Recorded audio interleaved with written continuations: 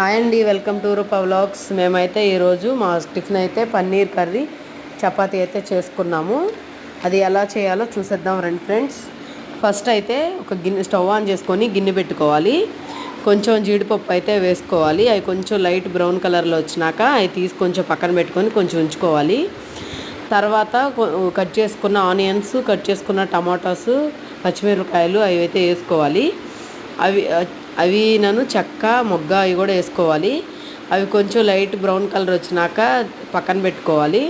పక్కన పెట్టుకొని కొంచెం చల్లారినాక మిక్సీ అయితే వేసుకోవాలి. తర్వాత మళ్ళీ అదే ప్యాన్లో కొంచెం అది క్లీన్ చేసుకొని కొంచెం ఆయిల్ వేసుకొని అందులో సన్నగా తరిగిన ఉల్లిపాయలు, ఒక హాఫ్ పచ్చిమిరపకాయ వేసుకొని అవి కొంచెం లైట్గా వేయించుకోవాలి.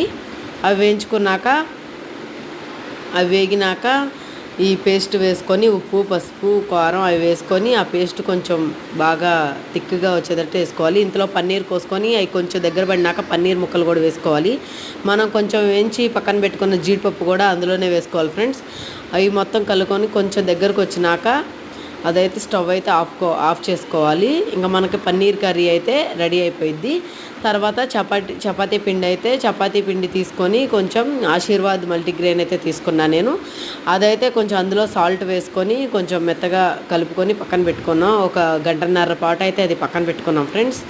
తర్వాత అది ఇంకా చపాతీ అయితే కొంచెం స్మూత్గా చపాతీ అయితే రెడీ అయిపోయింది ఫ్రెండ్స్. నేనైతే చపాతీ పెనం పెట్టుకొని చపాతీ అయితే కాల్చేసాను ఫ్రెండ్స్. ఇంకా చపాతీ కర్రీ మనకి రెడీ అయిపోయింది. Bye friends.